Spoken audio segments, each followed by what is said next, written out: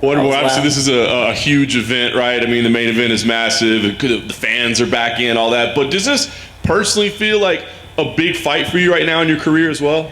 I mean, yeah, it does. I mean, this is the first time in a while that I faced somebody ranked higher than me. So I think this is awesome. And hats off to Gilbert Burns, because nobody else wanted to take it. Gilbert Burns, after that loss with Usman, he's like, you know what? I'm going to give Stephen his shot. So I think this is awesome. It's big for me because you never know. The next shot could be the title shot. I know they're talking about Colby Covington. Of course, I don't know why they're talking about Colby Covington, but Leon Edwards especially deserves the title. He's on a 9-fight winning streak. But with a good win over Gilbert Burns, got to put me at the top of the list for sure. Yeah, no question. When they mentioned the name Gilbert Burns, they just said a lot of respect for him stepping up. What do you think about him as a competitor and his, the style that he brings? He's tough cookie to crack for sure. I mean, he's good everywhere, kind of like preparing for Rory McDonald all over again. Good striking, he's knocked guys out, good wrestling, good jiu-jitsu. And it's funny, man, everyone's like, man, his jiu-jitsu's crazy. I'm like, yeah, I will never be as good as him in jiu-jitsu. I'm a brown belt, come on. But I'm confident in my takedown defense in order to keep this fight standing. And every fight starts standing, starts on their feet. So he's tough, man. And I've gone back and watched a lot of his videos, and I know he's a smart guy, good athlete, so I know he's made some changes, but I'm willing to make those changes and adapt mid-fight if I have to. So this is what makes it fun for me, preparing for guys like this. I was going to ask, when people prepare for you, they always talk about the challenges, right? You know what I mean? Like, because obviously you offer such a unique style. So for you, are there people that are more difficult or troublesome to prepare for, or does your style not make it that's not true? I guess there are guys out there that are hard to prepare for. I mean, such as Gilbert Burns, because he can take the fight anywhere he wants, like Rory McDonald as well. A lot of these guys. Good striking, good wrestling, he could take it wherever. Everybody knows what I'm going to do, right? So, but at some point in time, they always shoot for my legs, right? So it's kind of easy for me because I prepare everybody the same way. Start the fight standing. Eventually, they're going to try and shoot for my legs. Like Rory McDonald, he was trying those Imanari rolls. He tried it like 4 times, and I had a hunch he was going to try that. Do I think Gilbert Burns is that type of a guy to try that? I don't think so. I don't think he's more of a traditional wrestler, shooting for the double leg, single leg, things like that.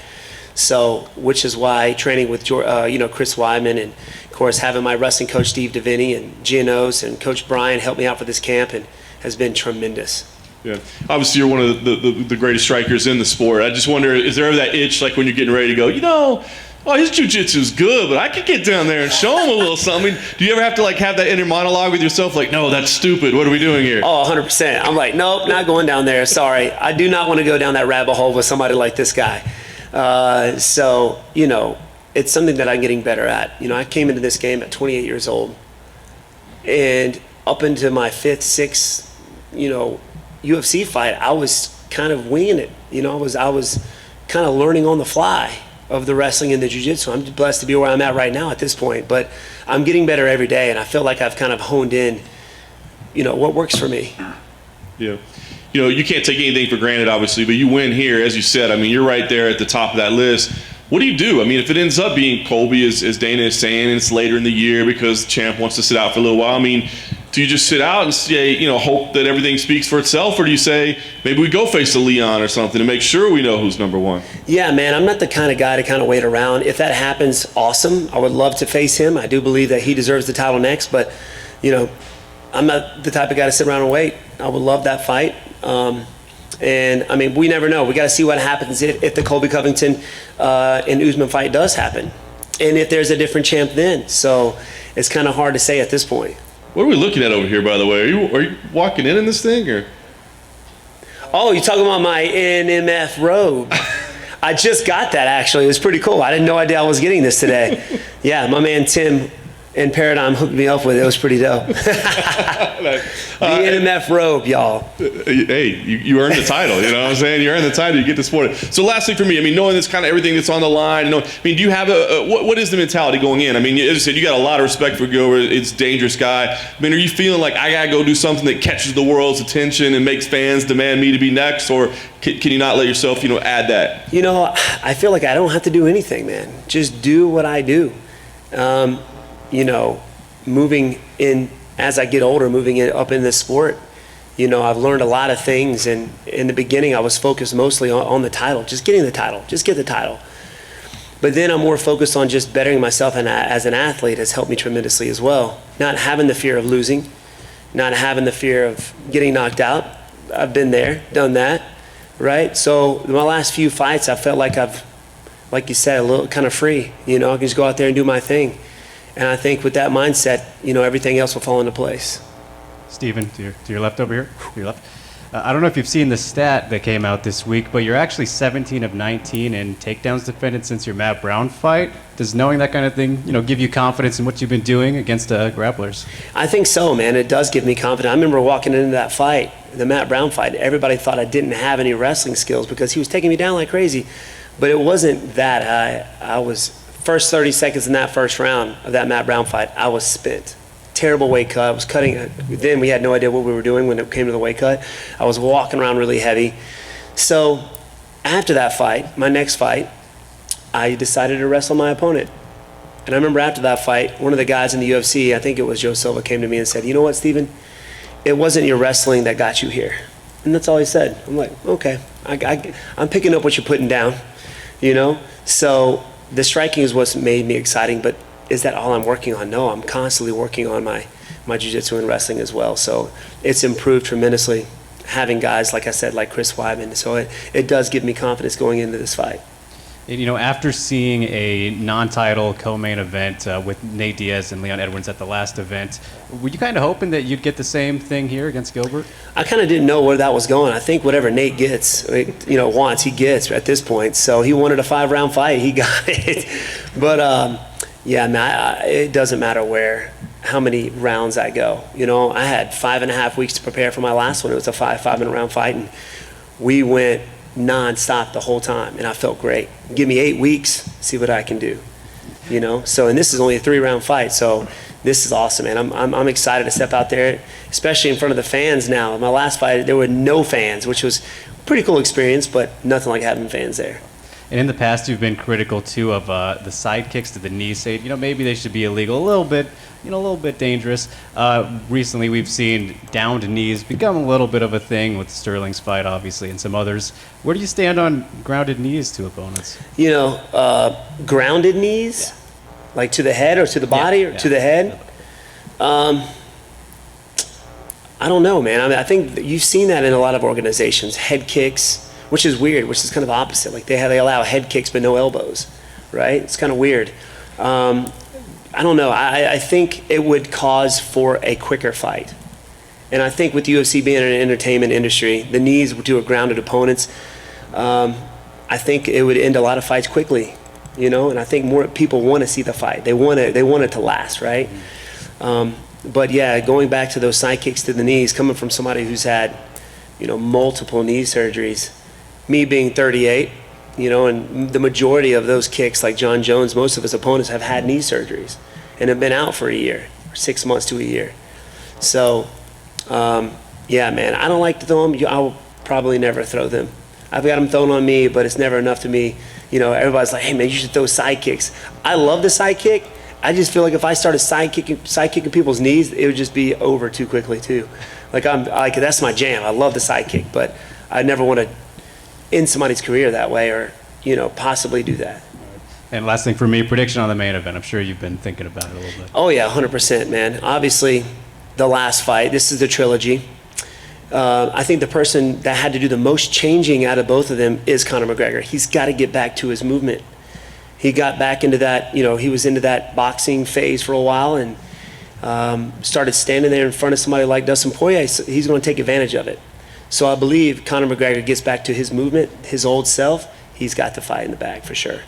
Best of luck, Stephen. Yes, sir. Thank you. Stephen Ray. I don't know if you saw or heard, but Colby Covington did an interview, said that you don't deserve anything. He was confused why you still called yourself Wonder Boy, because he said you're a 40-year-old man who used to retire and this and that. So what are is your response to that? Man, it's a nickname. Come on, bro. I've had this thing since I was 15, and calling myself Wonder Man is just weird. I don't know. Wonder Man just doesn't fit right. But yeah, he said I identify myself as a boy, man. None of that. I just put a smile on my face. I actually laughed about it. I was like, you got something there. But it doesn't bother me one bit, man. He can say all the trash talking he wants. I'm gonna eat him up with niceness. That's what I'm gonna do. Just smile at him. And you know what makes him mad? You know what makes him mad? And then speaking about this fight specifically, Gilbert Burns' own words when he lost to Kamaru Usman, when he clipped him, or Gilbert clipped Kamaru, and he said he went Cody Garbrandt crazy and just kind of blew up, doesn't even really remember it. From your past fights, your opponents get obviously visibly frustrated when they can't catch with you. So when you hear Gilbert Burns say something like that, like he just saw red and went after it, are you thinking in the back of your mind like, oh, this is something I can take advantage of? It does, man. It really does, and that's my whole game plan, right? With my opponents is to try and pull them out of their comfort zone, make them frustrated, and then capitalize on that. But for me and my mindset going into this fight, I feel like Gilbert Burns has learned from his last mistakes, and I feel like I'm going to get the best mindset, the best Burns come this Saturday. I know he wants that win back with Kamaru Usman. It was devastating. I've been there. So for me, I feel like I'm going to get the best Gilbert Burns, man, and that I wouldn't want anything else but that. Stephen over here, on your right. Hi. How you doing? I'm doing good. What about you? Doing good, man. Hanging out Awesome. with you guys. Awesome. Great to hear. Stephen, Gilbert talked about bringing in Raymond Daniels to help him prepare for a style like yours. You've obviously had experience competing against Raymond, not in MMA, but what are your thoughts on him bringing him in? Great fighter, man. Great fighter. I feel like I deserve some of whatever these guys are paying him because, what was it? Rory McDonald brought him in. Tyron Woodley brought him in. Now Gilbert Burns. Like, come on, man. I'm helping you out. You should get a percentage of what they're paying you. But he's one of the best to do karate. Now we have different styles, completely different styles. Which I don't mind him going up there. Sure, go up there and help him out. It's not going to help you come Saturday. But it also gives me some confidence knowing that there's only one guy in the entire world for people to bring in for me. One guy. Like that, it tells you how difficult it is for my style to prepare for. And can he do it in 8 weeks? Can he make those changes? We'll see. Going on that a little bit, how do you feel Raymond has done in his MMA career? Because obviously, you guys compete a little bit, and now he's kind of doing his thing, obviously, in the other promotion, and just watching his growth. Awesome. The guy's awesome, man. The guy's such an athlete. He's so fast, man. He can close the gap so quickly. And the guy's like 40, 41, still moving like he does. Like, that inspires me too, man. I can do the same thing. So I think he's got a good career ahead of him. I know you're obviously focused. You got a lot to work on here at the UFC welterweight division, but when people bring up those fights, a rematch with you and him, MVP, what goes through your mind personally? I think it's cool. It goes to show that karate fighters are coming up. We're making some noise. MVP and Raymond Daniels and myself. Like there's what, 3 of us, and I can't tell you how many inspired people from a traditional backgrounds. It doesn't even have to be karate, but taekwondo, judo, strictly Brazilian jiu-jitsu. Everybody's like, bro, we love it, man. You inspire us. So I think it's awesome. Thank you. Hey, Stephen, have you seen, right to your right, slight right? There we go. Hey. Speaking of Raymond Daniels, have you seen the Joseph Valtellini video, How to Beat Wonderboy Thompson, on YouTube? I have. Somebody sent it to me, and I just saw little clips of it. But It's not an attack video, but he just makes the case that the way in which he was able to defeat Raymond Daniels in kickboxing is something that enough fighters don't use in MMA. I wonder what you make of the claim. It was mostly has to do with pressure and leg kicks for sure, to slow the movement down. But like I said, me and Raymond Daniels, we totally have different styles, So with the leg kicking, most everybody, whenever I fight, try to kick me in the legs. Vicente Luque, Jeff Neal, Rory, everybody tries to take my legs out. And, I just have a way that I can maneuver and, block or evade those kicks. It's impossible to evade all of them, but that goes through that conditioning process you put yourself through when you get into this game. Taking those leg kicks from Chris Weidman, so he kicks so hard he breaks his own leg. The dude hits like a truck, man. So I got big guys at home, high-level strikers that I spar with. So yeah, man, it doesn't bother me one bit. But I think it's cool. Guys are trying to break us down. Stephen, right over here. You seem more of a journey than destination guy for me. You speak with a lot of wisdom, but Do you, at your age, feel like you're starting to think about what your legacy might be and almost feel pressure to put some final touches on it before the end? Not at all, man, because as much as I'm growing right now and evolving in this game and getting better, like I feel like I'm 25 years old. I feel great, man. My body feels good. My mindset is right. In my earlier days, like I said, I was more focused on just getting the title. And a lot of people who just focus on that aren't willing to do what it takes to get there. So, after my losses, after me getting knocked out, your mindset changes a little bit. It's more on bettering yourself, like I said, more on improving yourself. And with that kind of mindset and doing that, putting in the work and doing that, everything, like I said, will fall into place. That title will come. What would you say is your secret for longevity, being that you're at an age that is uncommon in this division to be this elite at this point? Yeah, I was kind of upset because for this fight, my medicals were tremendous. Like I had to do so much more stuff because I'm 38. I'm like, come on, man. I don't remember doing half the stuff a year ago that I'm doing now to be able to get this fight. You're close to a prostate check, bro. I know. Oh, not prepared for that. But I think for me, it's, big thing for people who aren't in MMA. It's definitely staying healthy, man. I live a healthy lifestyle. I train every day. I teach the kids class. They also have a crazy amount of energy they give to you and help you keep you young. But in training, man, it's training smart. I've been to a lot of places where you step on the mat, you're fending for your life. And that's not a fun place to train. People lose their jaws, their chins, not in the fight, but in the gym. So we train smart. My dad, my pops have been training guys since, man, he's been fighting since the 70s. He's been training guys since the early 80s, and he knows how to do it. But, and take some time off, man. Like, I take some time off. Give yourself ample time to heal up, get your massage, get your chiropractic care, get your, whatever it is to make you feel good, go do it. Have you a spa day or two. But it helps, man. And I think my style plays a lot in my longevity as well. I don't like getting hit. I don't know if anybody who does, but there's a lot of styles out there. It looks like the guy likes to get hit. And my movement and things like that definitely help evade or glance heavy shots off. My last fight, I had a big gash, but didn't take a whole lot of head trauma. So been knocked out once my entire career. Hopefully we keep it that way. But yeah, just that's my life, man. When you're as elite as you are, you have to be a perfectionist. So I know you're on top of everything. Do the Woodley fights eat at you in either a positive or negative way with this many years apart that you can either use for good, or does it, eat away at you as a competitor? To be honest, I don't even think about it. I don't even think about it. It's just one of those things. I learned from it at the time. And in those losses, it's like, why did I lose? Of course, that goes through your head, and you figure out what happened, and then you don't dwell on it. You just move forward. You go back and fix those mistakes that you made. And I don't think about it. I thought about getting knocked out. Why did that happen? Why did I not see that punch coming? And made those changes. And sometimes it's one of those things that you can't even think about, like Chris Weidman's break. Like, why did that happen?